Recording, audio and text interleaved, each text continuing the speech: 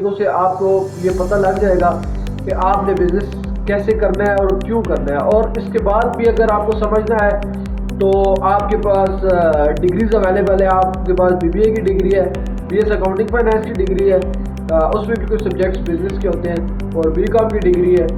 अगर आप अफोर्ड कर सकते हैं तो आप बीबीए की डिग्री या कोई भी बिज़नेस की डिग्री ले लें, क्योंकि बिज़नेस की जो डिग्री है, बीबीए की जो डिग्री है, उसके फर्स्ट सेमेस्टर फीस लाख सवा लाख फीस है। अगर आप अफोर्ड कर सकते हैं तो आप वो डिग्री भी ले लें बिज़नेस की नाव हाउ के लिए, तो आपको पता लग जाएगा कि बिज़नेस किस तरह से करना है। और बिज़नेस के लिए, स्टार्टअप के लिए आपने क्या कंडीशंस देखनी है और उसके बाद अपना बिज़नेस स्टार्ट करना है।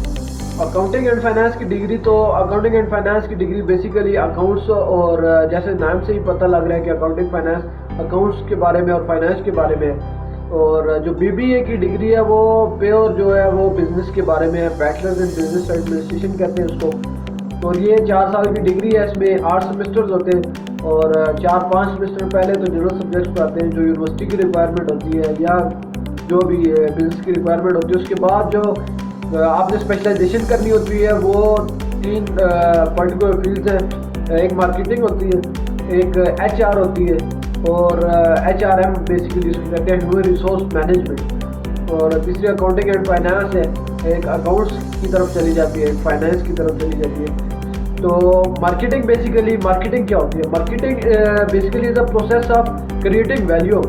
क्रिएटिंग वैल्यू किस सेंस में, आप ही क्रिएट कर रही हैं वैल्यू और आपका कस्टमर भी आपको इन रिटर्न वैल्यू देता है। आप किस तरह वैल्यू क्रिएट करते हैं? आप कस्टमर को अच्छा प्रोडक्ट दे के उसकी लॉन्ग टर्म रिटेंशन रख के आप उसको वैल्यू दे रहे हैं, और वो आपको वैल्यू दे रहा है in term of long term retention, या आप वो आपसे कंटिन्यूस सेल करता है आपकी, या वो आपकी कंटिन्यूस आपका कस्टमर बन जाता है, या आपका जो वर्ड ऑफ माउथ है वो पॉजिटिव क्रिएट करता है, लोगों को बताता है कि ये प्रोडक्ट बहुत अच्छी है या ये ब्रांड जो है वो बहुत अच्छा है।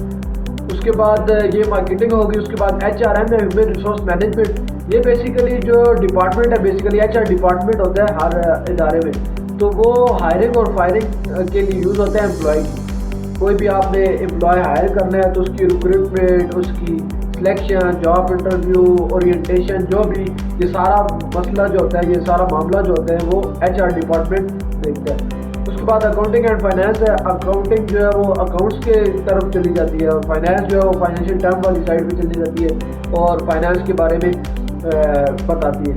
इस सब के साथ साथ जो बहुत इंपॉर्टेंट बात है वो ये है कि आपने साथ साथ अपना, अगर आप स्टडी भी कर रहे हैं तो आपने छोटा मोटा बिजनेस साथ पार्ट टाइम बिजनेस स्टार्ट लाजमी करना है, क्योंकि आप जो बुक्स में बिजनेस पढ़ते हैं या आप रियल लाइफ में करते हैं वो बहुत डिफरेंट है। दोनों में बहुत फ़र्क है, ज़मीन आसमान का फ़र्क है। आप बुक्स में तो पढ़ते हैं कि ये ऐसे करना है, बहुत आसान है, लेकिन जब आप प्रैक्टिकल लाइफ में या प्रोफेशनल लाइफ में आते हैं और वही बिजनेस टेक्निक्स अप्लाई करते हैं तो वो बहुत मुश्किल होती है, और उनको अप्लाई करना काफ़ी मुश्किल हो जाता है।